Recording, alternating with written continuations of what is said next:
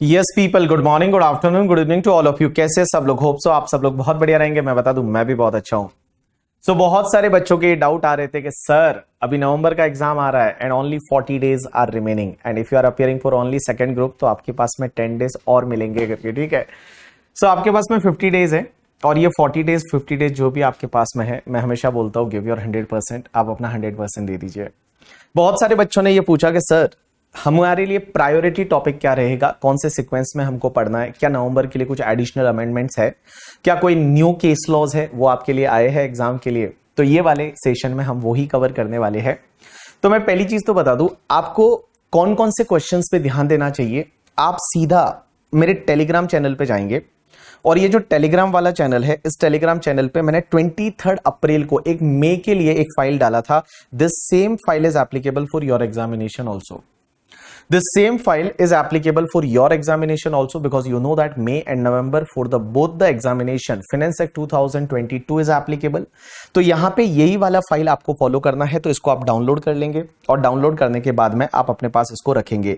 तो चलिए, ये वाला जो फाइल है ना, इस फाइल में मैंने आपको सब बता रखा है कि आपको कैसे करना है, क्या करना है, कब करना है, वो सब चीजें मैंने यहाँ पे दे रखी है कि कौन से टॉपिक से क्या क्या चीजें रिलेवेंट है। तो आप अगर देखेंगे ये वाला फाइल, जो रिवीजन प्लान जो आपका था, सीए फाइनल रिवीजन प्लान जो आपका मई 2023 के लिए था, that same is applicable for the November 2023 only also, because November 2023 के लिए भी सेम ही रहेगा, बिकॉज मई नवंबर दोनों सेम ही रहता है, same act like same finance act सब सेम रहता है। अब यहां पे आप देखेंगे तो आपके पास मटेरियल कौन कौन सा रहेगा, तो आपके पास कॉम्पैक्ट रहेगा। कॉम्पैक्ट मई नवंबर 2023 वाला कोई भी चलेगा आपके पास में। कंपाइलर मई नवंबर 2023 वाला रहेगा। आरटीपी जो है वो आपके पास होना चाहिए एंड आपको सुपर 30 देखना है। सुपर 30 कहां पे दे रखा है, तो सुपर 30 आप इस वेबसाइट पे जाएंगे, फ्री रिसोर्सेज में जाएंगे, वहां पे आपको मिल जाएगा। टेलीग्राम चैनल हमारा ये वाला है, इसको आप ज्वाइन कर लीजिए, जिसपे आपको रेगुलर अपडेट मिलता रहेगा। उसके बाद में आप देखेंगे तो मैंने आपको यहां पे कुछ टॉपिक्स का रेफरेंस दिया है कि इस टॉपिक में से आप ये क्वेश्चन करिए, इस टॉपिक में से आप ये क्वेश्चन करिए, तो इससे क्या होगा ना, आपका पूरा कवरेज हो जाएगा बहुत ही कम टाइम में। तो जैसे आप देखते हैं यहां पे, तो मैंने आपको यहां पे दे रखा है कि स्पेशल रेट वाली जो है 115 BAA BAB BAC BAD, इससे रिलेटेड एग्जाम में क्वेश्चन इस बार आएगा ही आएगा। You can revise this topic after completing the PGBP example. एक तो मैंने कॉम्पैक्ट में दे रखा है, वो आपको करना है, और एक क्वेश्चन नंबर 2 है, 3 है और 5 है जो सुपर 30 में है, वो आपको करना है। तो सुपर 30 में से अगर ये क्वेश्चन करते हैं, इतना करते हैं, तो आपका ये टॉपिक का रिवीजन पूरा हो जाता है। तो ऐसे आपको ये फॉलो करना है। तो यही वाला जो चीज है वो आपको फॉलो करना है और इसके साथ में आपको रिवीजन करना है। इस बार मेरे को ऐसा लग रहा है कैपिटल गेन से क्वेश्चन आएगा, आइदर वो स्लम सेल से आए या फिर वो यूलिप से आए या फिर 9B 45-4 से लास्ट टाइम भी एग्जाम में क्वेश्चन आया था, इस बार भी आने के प्रबल चांसेस है, प्रबल दावेदारी है करके, ठीक है। तो ये वाला फाइल आपको फॉलो करना है। अब इसके साथ में आपको मैंने यहाँ पे केस लॉज का लिस्ट दे रखा है, तो ये केस लॉज आपको देखने हैं। इसके अलावा केस लॉज देखने की जरूरत नहीं, इसके साथ में सिर्फ अभी जो नए केस लॉज और कुछ आए हैं, तो जैसे ये केस लॉज है, जैसे एपेक्स लेबोरेटरी प्राइवेट लिमिटेड, ये केस लॉ अभी नए वाले केस लॉ में भी इंक्लूडेड है, तो ये आपको देखना है। न्यू नोबेल एजुकेशनल सोसाइटी है, पाइनियर ओवरसीज कॉर्पोरेशन यूएसए, ये आपको 3 नए केस लॉज है, बट अभी नए केस लॉ की लिस्ट में भी ये दे रखे हैं, ठीक है। उसके साथ साथ में बाकी ये जितने भी केस लॉ है ये आपके कॉम्पैक्ट में कवर है, तो आपको इसको कॉम्पैक्ट से देखना है। तो कॉम्पैक्ट से आपको इतने केस लॉज है वो आपको देख के जाना है। और अभी जो न्यू केस लॉ है 13 केस लॉ, 13 में से 3 तो यही रहे, तो अप्रोक्स 10 बचे, बट 10 में से बहुत सारे ऑलरेडी यहां कवर है, जैसे Wipro finance limited I already covered here in the compact only करके, ठीक है। और वही केस लॉ इंस्टीट्यूट ने नए केस लॉ की लिस्ट में दे रखा है, तो वो अभी मैं आपको बता दूंगा, ठीक है। तो चलिए, तो आपको अभी तक का कंक्लूजन ये है कि ये वाला फाइल आप डाउनलोड कर लीजिए, इसके हिसाब से आप चीजें देख लीजिए। अब एक बात समझना, मैं आपको बता दूं, आपको इस बार एग्जाम के लिए एमटीपी आरटीपी को इग्नोर नहीं करना है। और एमटीपी आरटीपी कौन सा वाला, आप लोग MTP and RTP May 2023 and November 2023 दोनों आप ढंग से करके जाएंगे। मई 2023 भी करके जाएंगे, क्यों? क्योंकि एक बात बताऊं, मई 2023 का RTP was the super RTP, बहुत बढ़िया आरटीपी बनाया था मई 2023 का, इतने सारे अमेंडमेंट्स कवर किए थे ना, दैट वाज अमेजिंग। और मैं बताऊं, अमेंडमेंट नवंबर में आते हैं, अमेंडमेंट जो है वो एग्जाम में नवंबर में आते हैं, तो ये वाला जो आपका एग्जाम होने वाला है वो अमेंडमेंट ओरिएंटेड रहने वाला है। अमेंडमेंट से बहुत सारे क्वेश्चन आपको मिलने वाले हैं, तो आप मई 2023 का आरटीपी एमटीपी मिस ना करें। आरटीपी तो मिस ना ही करें, एमटीपी अगर आप मिस भी कर दोगे तो चलेगा, एमटीपी आप छोड़ दोगे तो चलेगा मे वाला, बट मे वाला आरटीपी आप मिस मत करना, उसमें से एग्जाम में एज इट इज क्वेश्चन बन सकते हैं, ऐसा मुझे फील आ रहा है, ऐसा मुझे लग रहा है।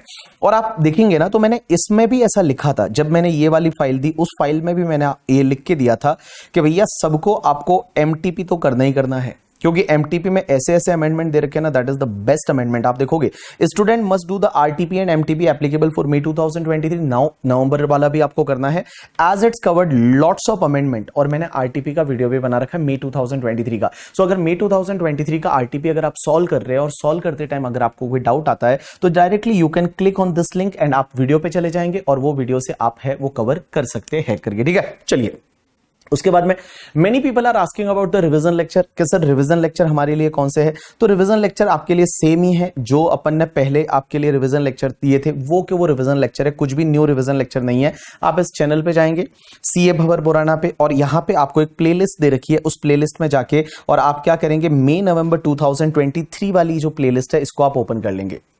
मई नवंबर 2023 वाली प्लेलिस्ट है, इसको ओपन करेंगे। यहां देखेंगे आपको टॉपिक वाइज रिवीजन लेक्चर दे रखे हैं, जैसे टॉपिक नंबर 1, 2, 3 ऐसे आपको रिवीजन लेक्चर दे रखे हैं। और आप देखेंगे यहां पे सुपर 30 का मैंने पूरा लेक्चर डाल रखा है। सुपर 30 क्वेश्चन छोड़ के मत जाना, सुपर 30 में इस बार कोई एडिशन नहीं है, बस आप एडिशन ये समझ लीजिए इस बार का आरटीपी एडिशन है, क्योंकि आरटीपी में इस बार बहुत अच्छे क्वेश्चन दिए हैं। एक तो क्वेश्चन उन्होंने कोऑपरेटिव सोसाइटी पे दिया है, बहुत ही प्यारा क्वेश्चन है, बट ऐसा सिमिलर क्वेश्चन मैं ऑलरेडी मेरे सुपर 30 में पहले कवर कर चुका हूं। तो सिमिलर क्वेश्चन उन्होंने दिया है एमसीक्यू बेस्ड कोऑपरेटिव सोसाइटी का। इस बार के एग्जाम में कोऑपरेटिव सोसाइटी आपको एग्जाम में मिलेगा, ठीक है, एग्जाम में क्वेश्चन आएगा कोऑपरेटिव सोसाइटी से। तो ये रिवीजन लेक्चर है। इसके साथ में आप देखेंगे यहाँ पे सुपर 30 है, जो इंडिया टूर वाला लेक्चर है वो मैंने यहाँ पे दे रखा है। पार्ट 1 ये है, फिर पार्ट 2 है, पार्ट 3 है, ये 3 पार्ट मिला के और पूरे 30 क्वेश्चन है उसको मैंने सॉल्व करवाया है बहुत अच्छे से। तो उसको अगर आप सुपर 30 को देखोगे ना तो आपकी बहुत सारी चीजें हैं वो अच्छे से रिवाइज हो जाएगी। मई 2023 का आरटीपी का लेक्चर है वो आपको यहां पे मिल जाएगा करके, ठीक है। और उसके बाद में कुछ जो नए केस लॉज थे मई 2023 के लिए, जैसे वो एक तो पहला, दूसरा, तीसरा जो 3-4 केस लॉज है उसका वीडियो भी यहां पे डाल रखा है। तो वो पहले वाले जो मई 2023 में जो न्यू केस लॉज दे रखे तो उसका वीडियो यहां पे आपको मिल जाएगा। अगर आपको चाहिए तो यहां पे मिल जाएगा CA final new cases clarification and corrigendum of the compact. तो ये 50 मिनट का एक वीडियो है, उसमें से कुछ पार्ट तो आप स्किप कर सकते हैं, कुछ पार्ट है वो आप देख सकते हैं। उसके बाद जो रिविजन लेक्चर जितने भी है ना उसको मैंने मर्ज करके एक मैराथन लेक्चर और बना रखा है। मैराथन में क्या किया, जहां जहां मुझे लगता था कि this concept is very important और एग्जाम में कवर हो सकता है उसको मैंने मैराथन में कवर किया है। तो मैराथन 2 पार्ट में दे रखा है, पार्ट 1 एंड पार्ट 2। तो इसको भी आप रेफर कर सकते हैं। अगर आप इंडिविजुअल रिवीजन लेक्चर नहीं देखना चाहते टॉपिक के, आप छोड़ दीजिए, आप सीधा मैराथन है वो मैराथन को रेफर कर सकते हैं और उसके बाद में सीधे आप क्वेश्चंस पे जा सकते हैं। क्वेश्चंस वो वाले आपको प्रायोरिटी बेसिस पे करने हैं जो उस लिस्ट में मैंने दे रखे हैं। चलिए ये तो रही बात। अब आपका क्वेश्चन ये आता है कि सर एक बात बताइए, हमारे नवंबर के लिए कुछ अमेंडमेंट्स है क्या? Answer is yes. So November के लिए क्या क्या न्यू अमेंडमेंट्स है उसकी अगर मैं बात करूं तो सबसे पहले ये रहा अमेंडमेंट वाला फाइल। तो कोई इतने अमेंडमेंट नहीं है, विद इन 5 मिनट्स ये अमेंडमेंट कंप्लीट हो जाएंगे। There are only 3 small amendments applicable for your examination. Now for the November 2023 some like new amendments क्या क्या है। First amendment is related to the PAN and Aadhaar linkage. A guys you know that PAN और Aadhaar link करने का last date क्या था? तो if you remember then PAN and Aadhaar जो है उसको लिंक करने का लास्ट डेट था 31 मार्च 2022। Means 31 March 2022 was the last date. 31 मार्च 2022 है वो आपका पैन और आधार लिंक करने का लास्ट डेट था। 31 मार्च 2022 वाज लास्ट डेट। लेकिन आपको पता है अगर आप आधार और पैन को लिंक नहीं करते तो उसके नेगेटिव कॉन्सिक्वेंसेस लगेंगे। बट नेगेटिव कॉन्सिक्वेंसेज है वो आपको पता रहेगा। तो नेगेटिव कॉन्सिक्वेंसेज है ना वो आपको 1 साल से पोस्टपोन किया था। And negative consequences suppose to applicable from 1 April 2023।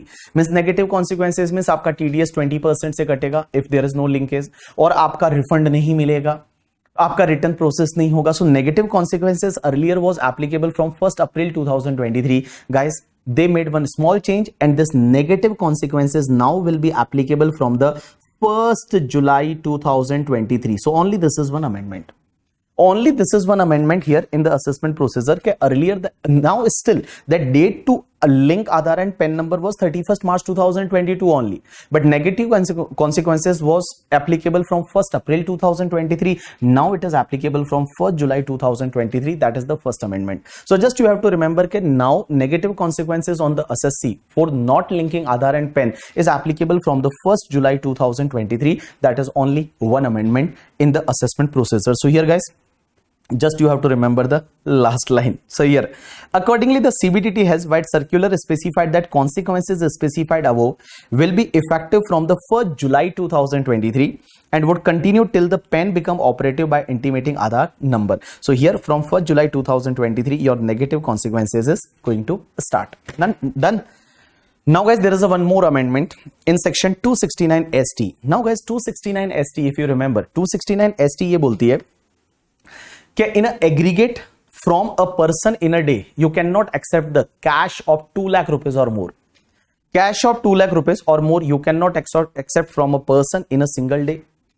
One is in relation to single transaction or one is the in respect to the single event or occasion. So in respect to the single event or single occasion, you cannot accept the cash of rupees 2 lakh rupees or more from any person. So किसी भी person से आप 2 lakh rupees और more in a single day आप accept नहीं कर सकते, single transaction से रिलेटेड एक्सेप्ट नहीं कर सकते, as well as the single event या ओकेजन से रिलेटेड आप एक्सेप्ट नहीं कर सकते. ऐसा मैंने आपको मिसलेनियस टॉपिक में दे रखा है. Now guys, here amendment is, question ये था कि बहुत बार क्या होता है कि कोऑपरेटिव सोसाइटी है वो अपना कोई डीलर अपॉइंट करती है, डीलरशिप अग्रीमेंट कर देती है डीलर के साथ. तो एक कोऑपरेटिव सोसाइटी है, कोऑपरेटिव सोसाइटी ने क्या किया, किसी डीलर को, किसी डिस्ट्रीब्यूटर को डिस्ट्रीब्यूटरशिप दी और उससे पैसा पूरे साल में मिल रहा है, बट अग्रीमेंट एक है.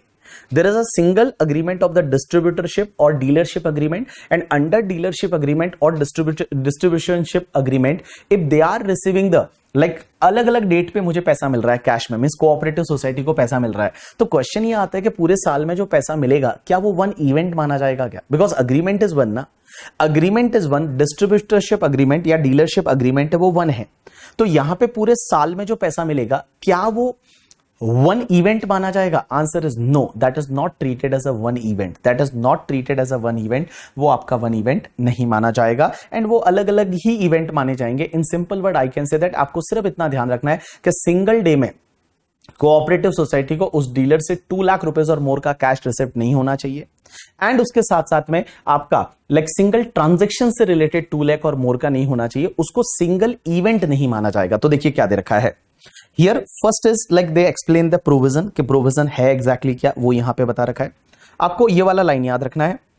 On the issue whether all receipt in cash in the previous year need to be aggregated in respect of transaction with the distributor, treat it as a one event or occasion.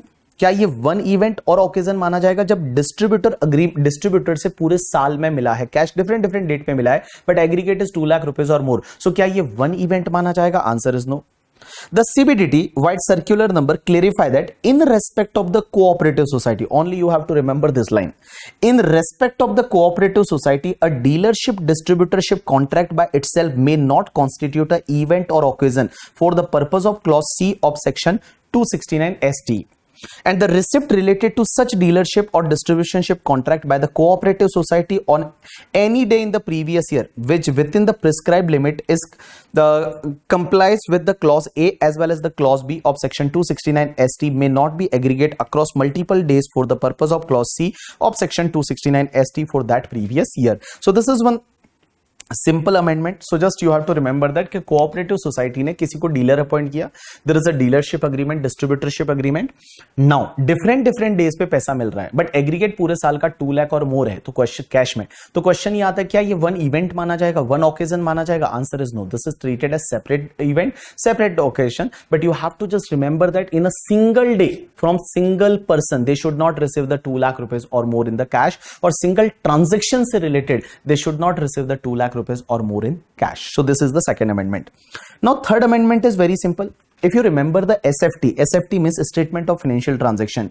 अगर आपको याद रहे तो bank जो है वो bank क्या करती है, अगर आपका पूरे साल का मिला के इंटरेस्ट 5,000 रुपीज और मोर है, 5,000 रुपीज और मोर है आपके अकाउंट, जो अकाउंट में इंटरेस्ट है वो कम्युलेटिव इंटरेस्ट पूरे साल का 5,000 रुपीज और मोर है, तो आपकी डिटेल इनकम टैक्स डिपार्टमेंट को जाती है और वही डिटेल AIS में आ जाती है आजकल.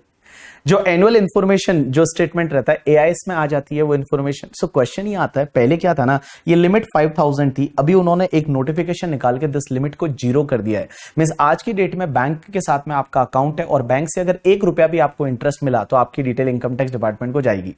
आपकी डिटेल है वो इनकम टैक्स डिपार्टमेंट को जाएगी अगर आपके पास 1 रुपया भी आपके बैंक अकाउंट में इंटरेस्ट आया। So if interest is even a single rupees then your information will be pass on to the income tax department by the bank. This is one small amendment. So here क्या बोला हुआ है देखिए, section 285BA and rule number 114E require specified reporting person to furnish the statement of financial transaction. For the purpose of pre-filing of return of income, CBDT has issued earlier notification in 2021 and उसमें उन्होंने ये बोला था करके, ठीक है, उस notification में क्या बोला था कि the information is to be reported for all the account और deposit holder where cumulative interest exceed 5000 per person in a financial year.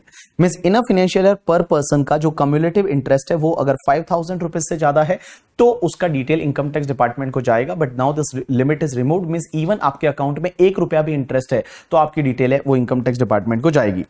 The CBDT wide this notification modify the guidelines mentioning that the information is to reported to the all the account or deposit holder where any interest exceed the 0 पर account in the financial year excluding Jan Dhan account. तो Jan Dhan account को छोड़ के अगर बाकी वाले account है उसमें अगर सिंगल रुपीज 1 रुपीज इंटरेस्ट भी आया ना then also your detail will be pass on to the income tax department accordingly limit specified in notification so and so with respect to the interest has been abolished. So in simple word guys, there are 3 small amendment. First amendment is that negative consequences will applicable from 1st July 2023, a PAN or Aadhaar not linking. Second is related to cooperative society distributorship agreement और dealership agreement. पूरे साल का cash aggregate नहीं करना है आपको, वो पूरा इवेंट नहीं माना जाएगा। 1 year is will not be treated as a single event. And last point ये बोलता है कि अगर कोई भी पर्सन है जो आपकी फाइनेंशियल इंस्टीट्यूशन बैंक्स वगैरह है वो किसी को इंटरेस्ट देती है किसी भी अकाउंट में इवन 1 रुपीज से ज्यादा 0 रुपीज से ज्यादा इंटरेस्ट है तो उसकी डिटेल है वो एआईएस में जाएगी, मींस एसएफटी में जाएगी। और उस पर्टिकुलर केस में यहां जनधन अकाउंट को उन्होंने एग्जेम्प्ट कर रखा है। जनधन अकाउंट को छोड़ के बाकी कोई भी अकाउंट है उसमें इंटरेस्ट इवन 1 रुपीज है तो उसकी डिटेल एसएफटी में जाएगी। सो दिस इज वन अमेंडमेंट। उसके बाद अपन बात करते हैं केस लॉस की। सर केस लॉस क्या क्या न्यू केस लॉस है? तो देखो केस लॉ नंबर 1 जो है that is related to the apex laboratories private limited supreme court judgment and guys this is already covered in the May 2023 case laws. तो अगर आपको इसका एक्सप्लेनेशन सुनना है तो आप सुन सकते हैं, बट मैं बताऊं ये केस लॉ क्यों डाला है, I am not able to understand. This is already clarified by the law ना। हुआ क्या, एक बात बताइए, जो भी फार्मास्यूटिकल कंपनीज रहती है, जो लेबोरेटरीज रहती है, वो अगर मान लो कोई भी रेफरल फीस डॉक्टर को देती है या डॉक्टर को कोई रेफरल फीस देती है या रेफरल कमीशन देती है या फ्रीबीज देती है तो वो डिसअलाउड हो जाएगा अंडर सेक्शन 37। बिकॉज 37 में एक एक्सप्लेनेशन जोड़ी गई और एक्सप्लेनेशन बोलती है कि अगर आप कोई भी ऐसा परक्यूजिट देते हो, बेनिफिट देते हो और वो आगे वाला पर्सन नहीं ले सकता, मींस आगे वाला पर्सन कोई ना कोई वायलेशन कर रहा है किसी लॉ का, रूल्स का, रेगुलेशन का, गाइडलाइंस का, तो वो उसके लिए इलीगल है, आपके लिए वो इलीगल एक्सपेंडिचर हो जाएगा और आपको डिसअलाउड हो जाएगा। Now it is already clarified in the law, then there is no need of this case law, but then also they have given the case law। तो उन्होंने तो भी ये केस लॉ दे रखा है तो आप इसको एक बार रीड कर सकते हैं। क्योंकि एक बात बताई इन लाइन यहाँ पे लास्ट में उन्होंने आईसीआई ने बताया भी है कि भाई आज की डेट में तो ये हो गया है कि लॉ में ये चेंज हो गया है। सेक्शन 37(1) की एक्सप्लेनेशन डाल दी है और 37(1) की एक्सप्लेनेशन क्या बोलती है कि टू प्रोवाइड एनी बेनिफिट और परक्यूजिट, आप किसी को बेनिफिट या परक्यूजिट दे रहे हैं in the whatever form to a person whether or not that carrying the business or exercising the profession, means वो डॉक्टर बिजनेस प्रोफेशन कर रहा है नहीं, उससे फर्क नहीं पड़ता। there may be possibility he is working with any hospital, he is an employee in any hospital, and acceptance of such benefit or perquisite by such person is in the violation of any law or rules or regulation or guidelines as the case may be and for the time being in force governing the conduct of such person. Means यहां पे बेटा अगर वो ले रहा है, जो भी एक्सेप्ट कर रहा है परक्यूजिट बेनिफिट, वो अगर वायलेशन है किसी लॉ का, रूल्स का, रेगुलेशन का, गाइडलाइंस का, तो वो उसके लिए इलीगल है, तो आपके लिए वो इलीगल एक्सपेंडिचर होगा और वो आपका डिसअलाउड हो जाएगा करके। ठीक है, चलिए केस लॉ नंबर 2 की बात करते हैं। Reliance Energy limited 2022 supreme court का जजमेंट एंड ये केस लॉ भी शायद मैंने कहीं ना कहीं पहले आपको करा रखा है, बट नहीं करा है तो मैं आपको बता देता हूं। एक काम करते हैं, यहां पे आईसीआई ने एक एग्जांपल दिया है, उस एग्जांपल से अपन समझने की कोशिश करेंगे। तो देखिए होता क्या है, जैसे एक एसएससी है जिसका नाम है Reliance Energy limited. Reliance Energy limited एक कंपनी है। अब एक बात समझना, इस कंपनी को क्या होता है, रिलायंस एनर्जी लिमिटेड, ये जो कंपनी है, ये कंपनी का एक स्पेसिफाइड बिजनेस है। स्पेसिफाइड बिजनेस मींस ऐसा बिजनेस जिसपे इनको डिडक्शन मिल रहा है 80IA में। There may be possibility that they are getting the 80IA deduction. आजकल 80IA वगैरह नहीं मिलता, बट पहले बिजनेस चालू करते थे 1 अप्रैल 2017 से पहले तो 80IA के डिडक्शन मिलते थे। स्पेसिफाइड बिजनेस की इनकम पे 100% डिडक्शन मिल जाता था। अब हुआ क्या, रिलायंस का फॉर एन एग्जांपल एक स्पेसिफाइड बिजनेस है, या मैं ऐसा बोल सकता हूं एलिजिबल बिजनेस है। तो ऐसा एक बिजनेस है जिस पे डिडक्शन मिलता है, एलिजिबल बिजनेस है, और इस एलिजिबल बिजनेस का पीजीबीपी का इनकम होता है for an example 90 lakh rupees. इसका पीजीबीपी का इनकम होता है 90 लाख रुपीस। 90 लाख रुपीस इस पीजीबीपी का income. Now guys what happened, there is some other business of the same SSC, एक अदर बिजनेस और है, एंड अदर बिजनेस का देयर इज अ पीजीबीपी का लॉस हो जाता है 20 लाख का, 20 लाख का लॉस हो जाता है। That is non eligible business या नॉन स्पेसिफाइड बिजनेस का there is a loss. So guys, can I say that from this PGBP income, this PGBP losses can be set off? Answer is yes. So what happened after set off? Here net PGBP income is basically 70 lakh. 70 lakh is net PGBP income. Now guys, they are having some other sources income. So for an example, income from other sources is 15 lakh rupees. So here gross total income of the assessee is 85 lakh rupees. 85 lakh rupees is a gross total income. Now यहां question ये आता है कि sir अगर 80IA का जो deduction लेते हैं, 80IA में बोला हुआ है कि आपको 100% डिडक्शन मिलेगा on the profit from the eligible business. Now 100% deduction मिलेगा, बट 100% डिडक्शन क्वेश्चन ये आता है कि सर 80IA का बिजनेस है, उसका पीजीबीपी का इनकम इज 90 लाख। सो यहां पे आप जो डिडक्शन लेंगे अंडर चैप्टर 6 से, दिस डिडक्शन अंडर चैप्टर 6 से आप लेंगे तो ये कितना मिलेगा? 100% मींस यहां तो 90 लाख मिलना चाहिए, बट आपका net PGBP 70 lakh. So question is that it is restricted to PGBP income और it is restricted to the gross total income. आपका जो डिडक्शन अंडर चैप्टर 6 से है, इसमें आप 80IA का डिडक्शन ले रहे हैं, ये 80IA का deduction is restricted to the net PGBP का इनकम, या जो नेट पीजीबीपी का इनकम 70 लाख है उससे वो रेस्ट्रिक्ट करेगा, या फिर वो जीटीआई से रेस्ट्रिक्ट करेगा। मींस क्या पीजीबीपी जो net after setting of the losses from other business, net PGBP income is 70 lakh. So can you claim only 70 lakh deduction or you can claim the 90 lakh deduction, but obviously you cannot claim 90 because your GTI is 85. So here Supreme Court gave the judgment and Supreme Court says that आप deduction under chapter 6 से उतना ले सकते जितना आपका GTI है। So here guys, deduction you can claim the total 90 lakh but GTI is 85 lakh na, so here maximum 85 lakh deduction you can claim. 85 lakh deduction you can claim and your net taxable income is a 0. Means deduction under chapter 6 से 80IA is not restricted to net PGBP income. Here guys, your PGBP income from specified business is a 90 lakh, so up to 90 lakh you can claim the deduction.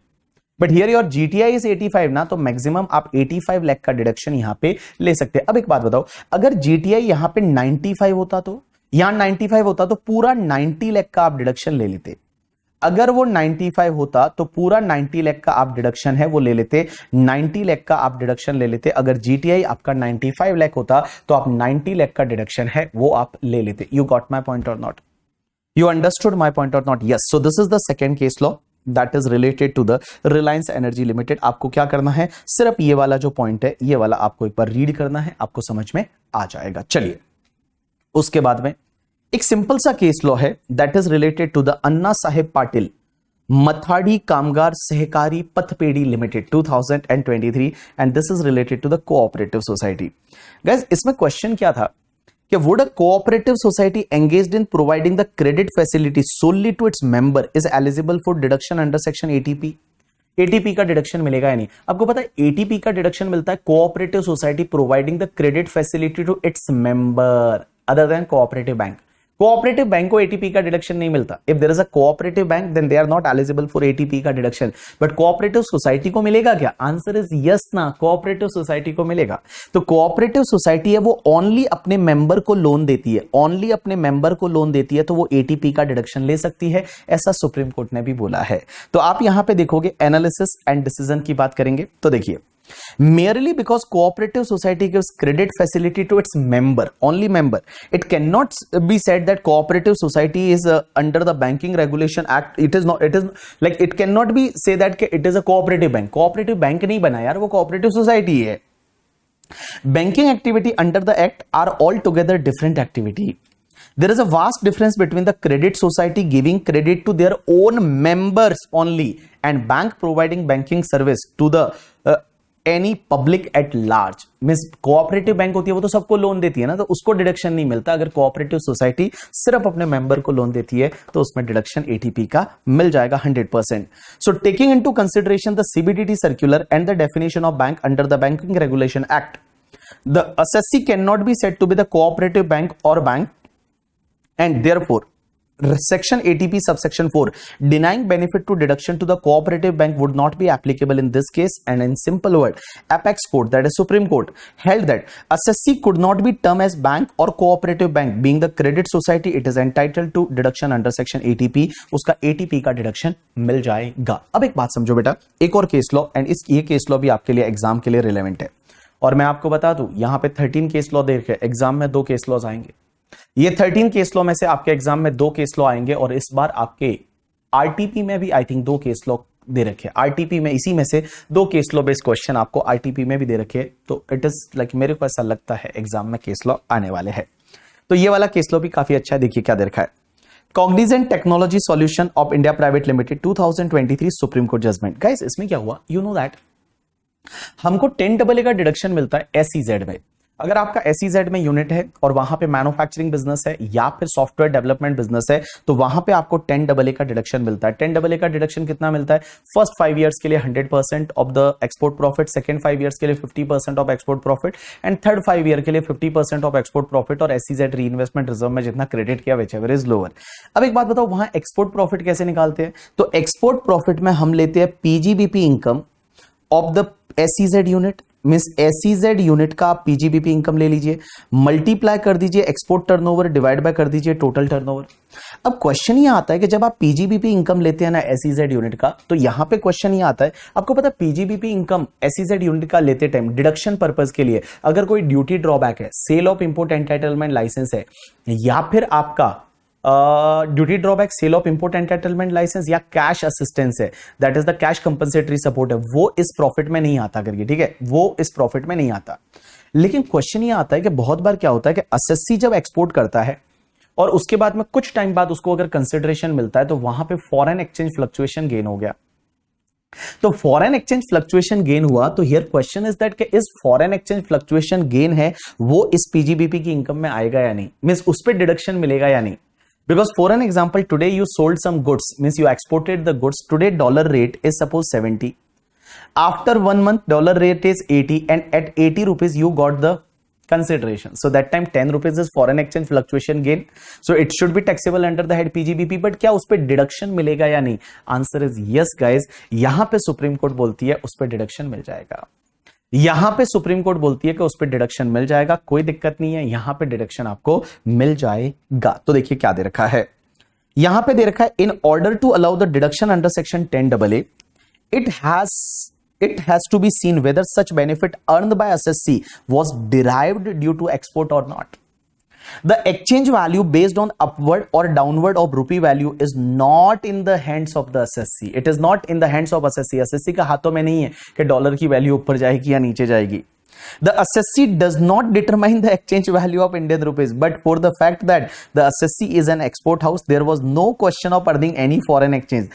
Therefore, when the fluctuation in the foreign exchange rate was solely relatable to the export business of SSC, and the higher rupee value was earned by virtue of such export carried out by SSC, the deduction under section 10AA would be available in respect of such foreign exchange gain. उस पे आपको मिल जाएगा deduction, कोई भी दिक्कत नहीं है करके. ठीक है, चलिए उसके बाद new Nobel educational society, it is already covered with the may 2023 case loss. But ये क्या बोलता है, मैं आपको अगर 2 लाइन में बोलना चाहूं ना, कि देखो आपको पता है सेक्शन 1023 सी होता है ना, 1023 सी में कुछ ऐसी एजुकेशनल इंस्टीट्यूशन रहती है जिनका होली मकसद क्या होता है, means wholly for the educational purpose, they are not for the profit purpose. तो उनको जो भी प्रॉफिट होता है उसका एग्जेम्प्ट हो जाएगा, means there is no need to pay any tax, that total exempt. If there is a profit, that profit is totally exempt, उस पर कोई भी टैक्स नहीं लगेगा, वो पूरा एग्जेम्प्ट हो जाएगा। अगर आपका मेन ऑब्जेक्टिव क्या होना चाहिए, एजुकेशन होना चाहिए। लेकिन एक बात समझना, वहां मेन ऑब्जेक्टिव एजुकेशन ही होना चाहिए, आप कुछ और एक्टिविटी नहीं करोगे, कुछ और एक्टिविटी नहीं करोगे। अब एक बात समझना, यहां पे एजुकेशनल से रिलेटेड कोई एक्टिविटी है तो एग्जामेशन मिल जाएगा। एजुकेशन से related means for an example बच्चों को बुक सेल कर रहे हैं, तो बच्चों को बुक सेल कर रहे हैं, that is related to education, exemption मिल जाएगा। या फिर बच्चों को बैग सेल कर रहे हैं या बस का फैसिलिटी प्रोवाइड कर रहे हैं, this is the incidental to the main objective of the trust ना, तो वहां पे डिडक्शन मिल जाएगा, एग्जामेशन मिल जाएगा।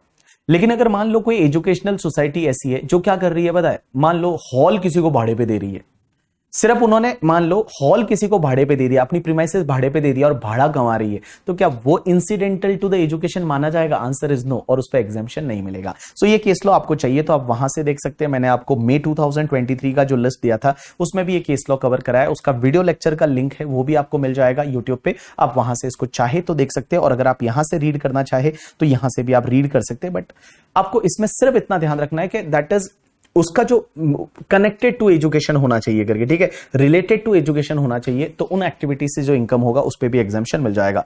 As well as Ahmedabad urban development authority, ये भी सेम केस लॉ है जो पहले में भी मैंने कवर करा रखा है। इसमें क्या है एक बात बताऊं आपको, पता है इस केस लॉ को तो आप छोड़ भी सकते हैं, और छोड़ सकते हैं या फिर आप एक काम करेंगे कि लास्ट वाला जो कंक्लूजन है ना, ये कंक्लूजन आप पढ़ लेंगे तो भी आपका काम हो जाएगा। आपको पता है चैरिटेबल पर्पस का मतलब क्या होता है, उसकी डेफिनेशन दे रखी है सेक्शन 2 क्लॉज 15 में, और 2 क्लॉज 15 बोलता है चैरिटेबल मींस, पहला सबसे पहले क्या लिखा हुआ है, रिलीफ ऑफ पुअर, या फिर education, medical, yoga, preservation of historical places, monuments, preservation of the like historical places, monuments and wild life sanctuary and all.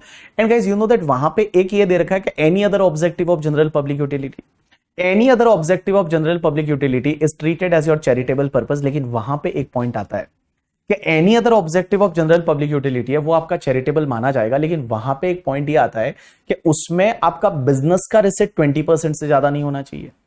अगर बिजनेस का रिसिट 20% से ज्यादा है तो उस ईयर में वो चैरिटेबल नहीं है, और अगर बिजनेस का रिसिट है वो अप टू 20% है तो वो उस ईयर में चैरिटेबल है। तो यहां पे इन्होंने बोला कि कैसे डिसाइड करेंगे, तो इसमें सुप्रीम कोर्ट ने बोला कि वो इनकम टैक्स अथॉरिटी कमिश्नर देखेगा, वो हर साल इनकम टैक्स अथॉरिटी डिसाइड करेगी और वो चेक करेगी कि आपका बिजनेस का रिसिट है, और ऐसा नहीं है कि आपको एग्जाम्पशन नहीं मिलेगा, आपको वो देखेंगे कि आपकी टोटल रिसिट में बिजनेस का, ट्रेड का रिसिट है वो विद इन 20% है, तो आपको एग्जाम्पशन मिल जाएगी उस साल और आप चैरिटेबल माने जाओगे, अदरवाइज आप चैरिटेबल नहीं माने जाओगे करके, ठीक है। अगर जिस साल वो 20% को क्रॉस कर गए तो उस साल में आप नॉन चैरिटेबल हो, नेक्स्ट ईयर वापस आप अगर चैरिटेबल बनोगे तो उस ईयर में आप वापस एग्जाम्पशन ले सकते हैं। चलिए अब एक केस लॉ है, that is the Singapore airlines limited, KLM royal Dutch airlines versus British Airways PLC 2023 supreme court का जजमेंट। और ये केस लॉ मेरे को लगता है आपको बहुत अच्छे से करके जाना चाहिए, एग्जाम में आएगा। ये केस लॉ मुझे ऐसा लगता है कि आपके एग्जाम में आएगा ही आएगा, ये केस लॉ मेरे को ऐसा लगता है आपके एग्जाम में आएगा। अब एक बात समझना, ये केस लॉ का क्रक्स क्या है, क्योंकि इस केस लॉ ने आपका पुराना जो एक केस लॉ है उसको ओवरराइड कर दिया, पुराना एक केस लॉ है उसको ओवरराइड कर दिया। अब ये कौन से केस लॉ को ओवरराइड किया है वो मैं आपको बताऊंगा। पहले हम एक केस लॉ पढ़ते थे आपकी बुक में, अगर आपको याद रहेगा तो पहले कतर एयरवेज का केस लॉ था, तो आपके कॉम्पैक्ट में भी दे रखा है, वो कतर एयरवेज को केस लॉ को काट लीजिएगा। कतर एयरवेज का एक केस लॉ है उसको आप काट दीजिए, उसको उन्होंने ओवरराइड कर दिया, इस केस लॉ ने उस कतर एयरवेज के केस लॉ को ओवरराइड कर दिया। अब ये केस लॉ बोलता क्या है, जैसे मैं एक एग्जांपल लेता हूं, मान लो एक एयरलाइंस कंपनी है जिसका नाम है इंडिगो, एक एयरलाइंस कंपनी है जिसका नाम है इंडिगो, इंडिगो एयरलाइन। अब ये इंडिगो एयरलाइन क्या करती है, टिकट बेचती है, और ये टिकट बेचती है अपने अपने एजेंट्स को। एजेंट में ले लेते हैं, मान लो MakeMyTrip, MakeMyTrip MMT, MakeMyTrip is one agent. अब एक बात समझना, इन्होंने क्या किया कि इंडिगो एयरलाइंस ने एक टिकट है, उस टिकट की मैक्सिमम प्राइस है, मैक्सिमम प्राइस मींस उसकी जो मैक्सिमम प्राइस है उस टिकट की, वो मैक्सिमम प्राइस है for an example 1 lakh. Try to understand. Maximum price है उस टिकट की, that is the 1 lakh. Means this is a maximum price, आप इससे ज्यादा प्राइस नहीं कोट कर सकते, that is maximum price is 1 lakh. ये डिसाइड होती है कि इससे ज्यादा कोट कोई भी एयरलाइंस कंपनी नहीं करेगी। इंडिगो ने क्या किया, इंडिगो ने मेक माई ट्रिप को, यही वाला टिकट है वो सेल कर दिया 60,000 में। इंडिगो ने मेक माई ट्रिप को वो वाला टिकट सेल किया 60,000 में। अब एक बात समझना, 60,000 में टिकट सेल कर दिया किसको, मेक माई ट्रिप को, इंडिगो एयरलाइंस ने, और 60,000 में सेल कर दिया। अब एक बात समझिए, मेक माई ट्रिप को 60,000 में सेल किया, अब हुआ क्या कि इसको कमीशन भी मिलता है और इंडिगो एयरलाइंस कमीशन देती है, कितना कमीशन देती है, for an example 7%, this is just an example, 7% of maximum price है उतना कमीशन देती है। तो 7% ऑफ मैक्सिमम प्राइस का कमीशन देती है, इसका मतलब मैं आपको ये बोलूं कि मेक माई ट्रिप को कमीशन दिया, यहां 1 लाख रुपीस जो है उसका 7% कम्स टू द 7,000। तो 7,000 का कमीशन दे दिया, 7,000 का कमीशन दिया। एक बात बताइए, जब 7,000 का कमीशन दिया इंडिगो एयरलाइंस ने मेक माई ट्रिप को, तो इस पे टीडीएस कटेगा, आंसर इज यस। अब इस पे टीडीएस कटेगा अंडर सेक्शन 194H, 194H में टीडीएस कटेगा because this is the commission. अब एक और चीज समझना, मेक माई ट्रिप क्या करती है, यही वाली टिकट जो है, यही वाली टिकट वो कस्टमर को सेल करती है। कस्टमर ने ये टिकट बुक की through the make my trip, और कस्टमर ने ये टिकट सपोज 80,000 में बुक की, 80,000 में बुक की। अब यहां पे समझिए, इंडिगो ने 60,000 में मेक माई ट्रिप को टिकट दिया था और यही टिकट उसने कस्टमर को 80,000 में दिया। तो एक बात बताओ, मेक माई ट्रिप को एक तो ये 7,000 का इनकम हुआ, अलोंग विद दैट उसको 20,000 का एडिशनल इनकम और हो गया। ये जो 20,000 है, ये 20,000 का इनको एडिशनल इनकम और हो गया, एडिशनल इनकम और हो गया। अब क्वेश्चन यहां पे ये आता है कि जो ये एडिशनल इनकम 20,000 हुआ, क्या उस पे टीडीएस कटेगा या नहीं। तो पहले एक कतर एयरवेज का बॉम्बे हाईकोर्ट का जजमेंट था। बॉम्बे हाईकोर्ट बोलती है कि इंडिगो को पता ही नहीं चलता कि ये टिकट कितने में बेचा है, तो ये 20,000 है वो पता ही नहीं इंडिगो को, तो इसके लिए इंडिगो को टीडीएस नहीं काटना। ऐसा बॉम्बे हाईकोर्ट का जजमेंट था। बट बेटा अब सुप्रीम कोर्ट ने बोला है ऐसा नहीं है, ये 20,000 है, ये नोन रहता है। आज की डेट में क्या होता है कि इंडिगो को पता रहता है कि टिकट कितने में बेचा है कस्टमर को। इंडिगो को आज की डेट में ये पता रहता है, आजकल ऐसे उनके जो सॉफ्टवेयर वगैरह डेवलप किए हुए उसमें पता रहता है कि ये टिकट कस्टमर को कितने में बेचा है। तो जो ये एडिशनल कमीशन 20,000 रुपीज मेक माई ट्रिप को मिला है, इस पे भी इंडिगो को टीडीएस काटना रहेगा, इस पे भी इंडिगो को टीडीएस काटना रहेगा। अभी ये केस लॉ सुप्रीम कोर्ट का ये बोलता है कि yes, on this 20,000 also 194H will apply, और 20,000 पे टीडीएस काटेंगे। लेकिन एक बात बोलो, आप बोलोगे कि सर इंडिगो तो यहां पे कुछ पेमेंट ही नहीं कर रहा है, इंडिगो जो कमीशन दे रहा था वो 7,000, उस पे टीडीएस काट लिया। But here IndiGo is receiving 60,000 ना, because IndiGo selling the ticket to the MMT, so they are receiving 60,000। Guys, इस 60,000 के साथ में टीडीएस का अमाउंट भी वो कलेक्ट करेंगे।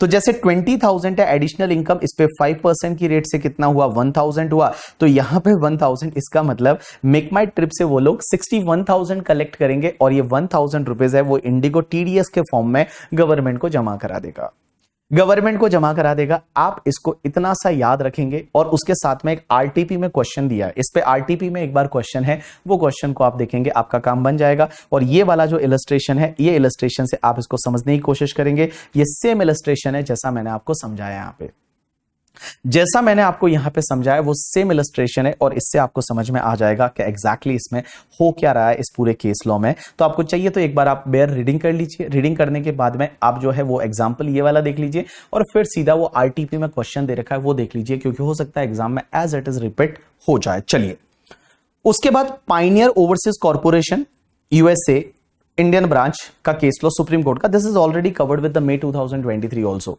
अब एक बात समझना, ये केस लॉ में हुआ क्या था एग्जैक्टली। ये केस लॉ में ये हुआ था कि लाइक आपको पता है, आपको जो डिमांड नोटिस मिलता है अंडर सेक्शन 156, सो 156 का डिमांड नोटिस मिलता है, you have to pay the demand with in 30 days.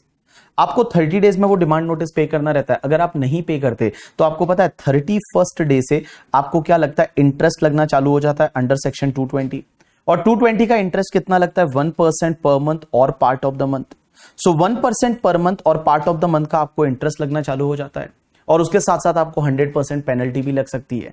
अब एक बात समझिए, 1% पर मंथ और पार्ट ऑफ द मंथ का आपका इंटरेस्ट लगना चालू हो जाता है, 1% पर मंथ और पार्ट ऑफ द मंथ का आपका इंटरेस्ट लगना चालू हो जाता है। अब हुआ क्या, एसएससी ने क्या किया कि एसएससी ने मान लो मैप में चला गया। मैप का मतलब होता है म्यूचुअल अग्रीमेंट प्रोसीजर। बहुत बार क्या होता है कि जैसे फॉरेन की गवर्नमेंट आपको डीटीडब्ल्यूए का बेनिफिट नहीं दे रही है, तो आप क्या करते हो, इंडिया की कॉम्पिटेंट अथॉरिटी को रिक्वेस्ट करते हो कि सर वो फॉरेन की गवर्नमेंट है ना, हमको डीटीडब्ल्यूए का बेनिफिट नहीं दे रही। तो इंडिया की कॉम्पिटेंट अथॉरिटी और फॉरेन की कॉम्पिटेंट अथॉरिटी आपस में साथ में बैठती है और आपका मैप से रिजोल्यूशन करती है, मींस म्यूचुअल अग्रीमेंट प्रोसीजर से वो रिजोल्यूशन करती है, और रिजोल्यूशन करके और फिर आपको जजमेंट देती है। तो आपने क्या किया, यहां पे लिटिगेशन में चले गए, मैप में चले गए, और फिर उसके बेसिस पे आप बोलते हो कि हमारा इंटरेस्ट माफ कर दो ना।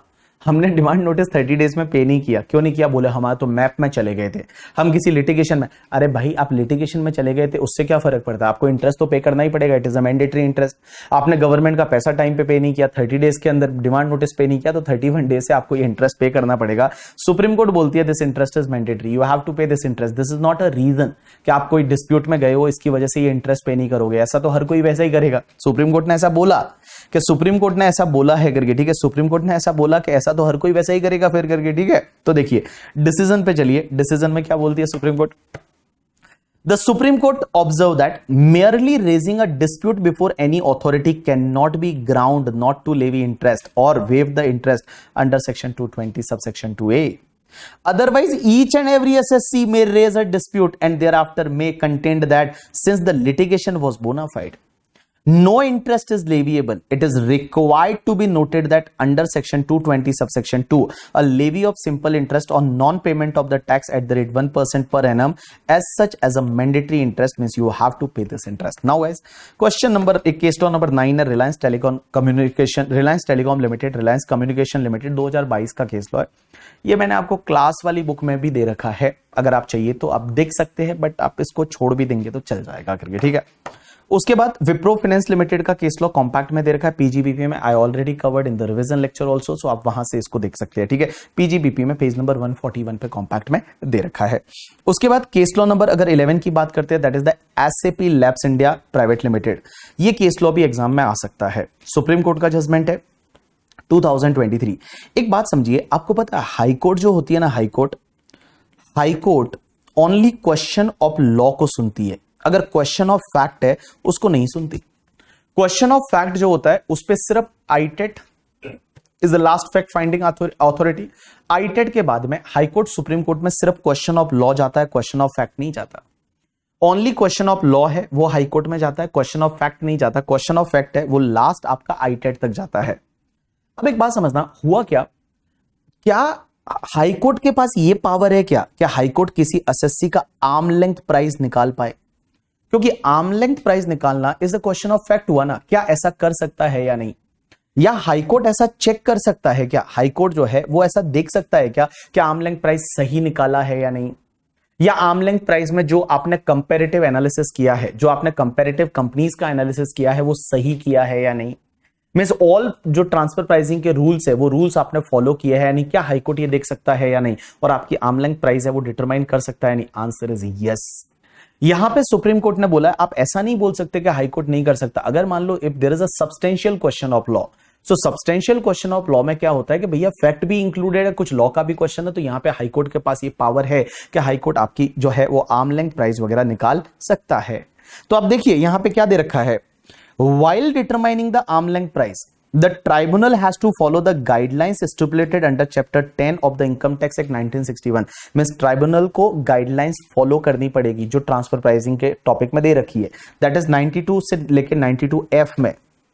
And any determination of arm length price under chapter 10 is not in accordance with the relevant provision of income tax। अगर मान लो ये आपकी आर्म लेंथ प्राइस वगैरह relevant provision के हिसाब से नहीं कैलकुलेट की है, then it may be considered as the substantial question of law। ये माना जाएगा substantial question of law है। अगर मान लो आईटेट ने ट्रांसफर प्राइसिंग के जितनी भी सेक्शन है, रूल्स है, उसको फॉलो नहीं किया तो ये सब्सटेंशियल क्वेश्चन ऑफ लॉ माना जाएगा और हाई कोर्ट जो है वो हाई कोर्ट फिर है वो आर्म लेंथ प्राइस निकाल सकता है। तो देखिए क्या लिखा हुआ है, it may be considered as a substantial question of law as persuasive itself can be said to be the substantial question of law. Therefore, there cannot be any absolute proposition of law that in all the cases where tribunal has determined the arm length price, the same is final and cannot be the subject matter of scrutiny by the High Court in an appeal under section 260A.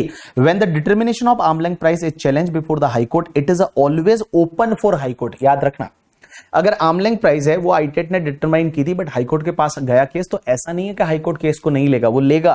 When the determination of arm length price is challenge before the high court, it is always open for the high court to consider and examine whether the arm length price has been determined while taking into consideration the relevant guidelines under the income tax act and rules और not. And guys, high court can also examine the question of the comparability analysis of the two companies और selection of the filter और examine whether the same is done judicially and on the basis of relevant material evidence on the record or not. And High Court can also examine whether the comparable transaction have been taken into consideration properly or not. That is to the extent as whether non-comparable transaction are considered as comparable transaction or not. In simple word मैं बताऊं, अगर आपकी arm length price सही से determine आईटेट ने नहीं की है तो हाई कोर्ट इसको लेगा, ये सब्सटेंशियल क्वेश्चन ऑफ लॉ माना जाएगा और हाई कोर्ट के पास ये पावर है कि वो आपकी आर्म लेंथ प्राइस वगैरह डिटरमाइन कर सकता है। हाई कोर्ट ये देख सकता है कि आपका कंपेरेबिलिटी एनालिसिस सही हुआ है या नहीं, जो आपने कंपैरेटिव कंपनियां ली है आर्म लेंथ प्राइस निकालने के लिए वो सही ली है या नहीं, वो सब हाई कोर्ट कर सकता है, ऐसा सुप्रीम कोर्ट ने बोला है SAP labs India private limited के केस लॉ में। This is the case law number 11। Now case law number 12 जो है वो बड़ा सा एक सिंपल सा केस लॉ है और ये केस लॉ ने पुराने कुछ केस लॉस को ओवरराइड कर लिया। आपने देखा होगा आपके स्टडी मैट में एज वेल एज मैंने कॉम्पैक्ट में एक केस लॉ दे रखा है मिसलेनियस टॉपिक में, that is the Eurotech marine Academy Private limited. इस केस लॉ को ओवरराइड कर लिया उन्होंने, तो वो वाला केस लॉ है वो आप इग्नोर कर सकते हैं, Eurotime Marine Academy Private Limited, but आपने वो पढ़ा भी नहीं होगा मुझे पता है करके, ठीक है। चलिए अब हुआ क्या, यहां पे एक सेक्शन होती है 271C। 271C क्या बोलती है, पेनल्टी की सेक्शन है, ये ऐसा बोलती है कि अगर आपने किसी का टीडीएस नहीं काटा तो आपको 100% पेनल्टी लगेगी। टीडीएस नहीं काटा तो means if you fail to deduct the TDS then 100% penalty लगेगा। बट आपने टीडीएस काटा है और आपने जमा लेट कराया है तो क्या ये पेनल्टी लगेगा या नहीं? बिकॉज उस सेक्शन की लैंग्वेज ये बोलती है कि assessee fails to deduct the TDS तो बेटा आपको ये पेनल्टी लगेगी।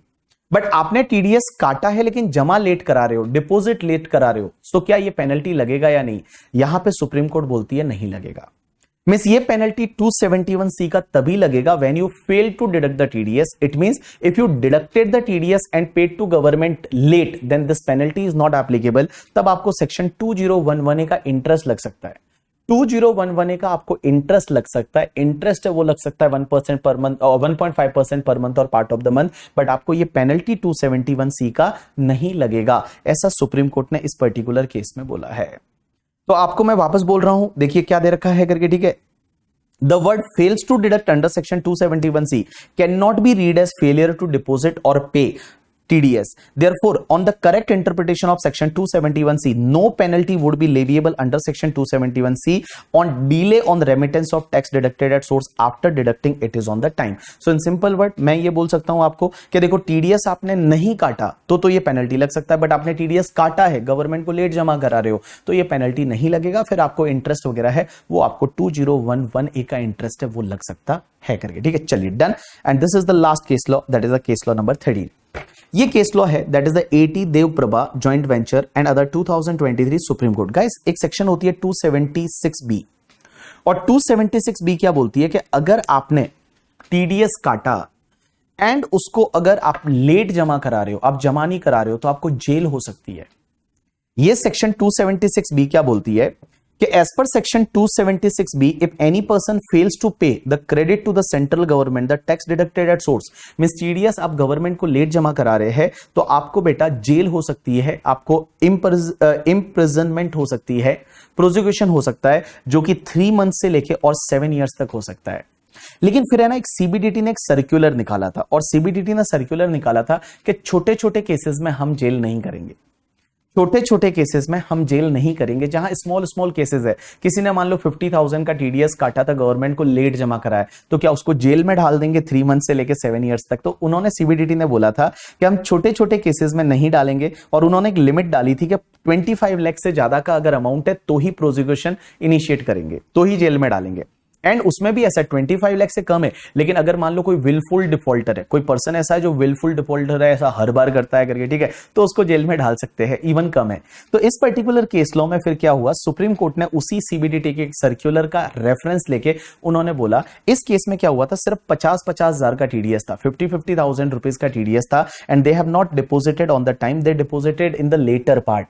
सो क्या उसमें प्रोसिक्यूशन हो सकता है? आंसर इज नो, उसमें प्रोसिक्यूशन नहीं हो सकता। छोटे छोटे केसेस में थे, तो उन्होंने यहां पे उन्होंने क्या किया, इसको डिसमिस कर दिया और बोला प्रोसिक्यूशन नहीं होगा। जब छोटा सा केस है, 50,000 का ही टीडीएस था, उन्होंने लेट काटा और लेट जमा कराया, तो उस पर्टिकुलर केस में यहां पे प्रोसिक्यूशन नहीं होगा। तो not more relevant case law, अगर आप चाहिए तो एक बार इसको देख सकते हैं। This is all about the new case laws amendment. और मैंने आपको बोला कि लास्ट डे पे आपको कैसे प्रिपेयर करना है, आपके लिए पूरा इस लेक्चर में मैंने आपको बताया। तो गाइज आई थिंक ये वाला लास्ट लेक्चर रहेगा आपके एग्जाम के लिए, बिकॉज नवंबर 2023 का एग्जाम आ गया। मैं जो भी आपके लिए मटेरियल है वो ऑलरेडी मैं अपलोड कर चुका हूं, मैं मैराथन अपलोड कर चुका हूं, रिवीजन लेक्चर अपलोड कर चुका हूं, अमेंडमेंट अपलोड कर चुका हूं, सुपर 30 अपलोड कर चुका हूं। ये वाले केस लॉज है उसके बारे में मैंने आपको डिस्कशन करा लिया, मैंने हर चीज आपके लिए अपलोड कर ली। Now it's your turn to pay back. और पे बैक कैसे करोगे? Only I will be happy when you will give me the positive result.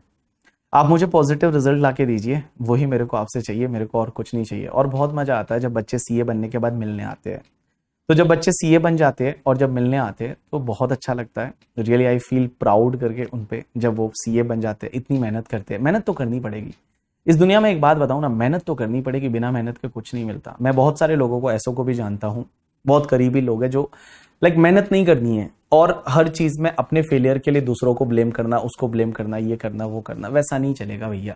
एक बात बताऊं ना, आपको अगर आगे बढ़ना है ना, तो इस दुनिया में ऐसी कोई ताकत नहीं है जो आपको आगे बढ़ा सकती है। सिर्फ आप ही हो जो आप अपने आप को आगे ले जा सकते हो। You are only maker and breaker of your life, बाकी कोई भी नहीं है इस दुनिया में। बाकी जो है, जो आपको लगता है कि नहीं नहीं उसकी वजह से ऐसा हो गया, उसकी वजह से ऐसा हो गया, उसकी वजह से हो गया, किसी की वजह से कुछ नहीं होता है। जो भी होता है वो आपकी वजह से होता है, जो भी होता है वो आपकी वजह पे होता है। आपके पास 24 घंटे है दिन में, वो 24 घंटे आप कैसे यूटिलाइज कर रहे हो, अपने आप को एनालाइज करिए। सुबह उठते हो तो आप देखिए कि आप अपने लिए क्या कर रहे हो, आप कैसे कर रहे हो, क्या कर रहे हो, आपके दिमाग में सोच क्या रहे हो। थोड़ा अच्छा सोचो, अपने बारे में सोचो, पॉजिटिव सोचो, नेगेटिव मत बनो। थोड़े नेगेटिव लोगों से दूर रहो, बहुत सारे नेगेटिव टॉक्सिक लोग आपको मिलेंगे करके, ठीक है। जस्ट इग्नोर देम, उनको छोड़ो करके, ठीक है। और अच्छे से काम करो, अच्छे से मेहनत करो। ये आपके लिए जो जितने भी डेज बचे हैं, 40-50 days, that is your 40-50 days challenge. Just accept it, give your 100%। अच्छे से पढ़ाई करो, अच्छे से मेहनत करो, एंड बाकी सब चीजें हैं वो किसी और भगवान पे छोड़ दो। बस आप जिस भगवान पे बिलीव करते हो, जिस अल्लाह में बिलीव करते हो, भगवान में बिलीव करते हो, जिसमें भी बिलीव करते हो, उस पे आप छोड़ दो। शायद वो अपने साथ अच्छा ही करेगा, ये आप अपने आप में मान के चलिए करिए, ठीक है। और प्रे करिए, मैं भी आपके लिए प्रे करूंगा। Today is the Ganesh Chaturthi, so I will pray for. I already morning में मैं जब गया था गणपति मंदिर, तो मुझे ये लगा करके, ठीक है। मैं हमेशा जब भी गणपति मंदिर जाता हूँ तो मैं एक बार ये जरूर बोलता हूँ कि जो भी लोग मेहनत करे, जो भी अच्छे से मेहनत करे, पढ़ाई करे, उनको उनका जो ड्यू रिजल्ट है वो मिलना चाहिए। जो उनका ड्यू, जितने एफर्ट लगा रहे हैं उसके हिसाब से जो उनको मिलना चाहिए वो भगवान उनको दो, और वो आपको मिलेगा, ऐसा मेरा मानना है। बस मैं आपसे यही बोलना चाहूँगा कि अच्छे से पढ़ाई करो यार, मेहनत करो। छोटा सा टाइम बचा है, अब इतना सही तो ये टाइम आपके पास है, तो इसको अच्छे से यूटिलाइज करो। बट अभी भी कम टाइम नहीं बचा है, अगर आप देखोगे ना, ये भी टाइम भी कम नहीं है। अगर आप आज से ही एफर्ट लगाने चालू कर लो, आज से ही ढंग की मेहनत करनी चालू कर लो, तो ये टाइम भी कम नहीं है। मैंने बताऊं, मैंने जब एग्जाम दिया था तो in the one group I was very confident, but in the other group I was not that confident. But क्या होता है ना, जब आपके पास जितना भी टाइम रहता है, उस टाइम में आप अगर उसको ढंग से यूटिलाइज करते हो, चीजें अच्छी हो जाती है। आप अगर पॉजिटिव सोचोगे, आपके साथ में पॉजिटिव लोग रहेंगे, आपको आसपास में पॉजिटिव लोग मिलेंगे, आप हंसते खेलते लोग मिलेंगे। बट अगर आप पहले से दिमाग में नेगेटिव चीजें लेके चलोगे तो वैसे ही लोग मिलेंगे। नेचर है वो आपके अकॉर्डिंग काम करने लगे जाएगा, आपको नेगेटिव लोग ही मिलेंगे, आपको हर जगह नेगेटिविटी दिखेगी। इट्स ऑल अबाउट यू कि आप उसको कैसे देखना चाहते हैं। तो मैं तो ये चाहता हूँ कि पॉजिटिव बन के रहो, वो ही ज्यादा सही है, ज्यादा अच्छा रहेगा। एंड बस यार लाइक लास्ट एग्जाम है और इस बार मैं बता दूं रिजल्ट अच्छा रहने वाला है। इस बार में रिजल्ट अच्छा रहने वाला है। इंस्टीट्यूट से मुझे इन्फॉर्मेशन मिली है इंटरनल करके, ठीक है, इंटरनल इन्फॉर्मेशन है। आप मानो ना मानो, आप हंस रहे होंगे, बोले क्या बोल रहा है ये बंदा करके, ठीक है, बट सच बता रहा हूँ, एक इंटरनल इन्फॉर्मेशन है मेरे पास में और इस बार का रिजल्ट बहुत अच्छा रहेगा। इंस्टीट्यूट चाहती है पास करना, और क्यों पास करना चाहती है, बिकॉज अभी तो आगे जाके सब्जेक्ट भी कम हो गए, तो अभी भैया इतने टाइम से अगर मान लो आप एग्जाम दे रहे हो कोई और इस अटेम्प्ट में तो पास करना ही है आपको, तो इंस्टीट्यूट करना चाहती है आप अपने एफर्ट्स को, थोड़ा सा एफर्ट को बढ़ा दो, थोड़े एफर्ट लगा लो करके, ठीक है, तो आराम से पास हो जाओगे। So thanks a lot people, that's enough for today from my side. See you after becoming CA।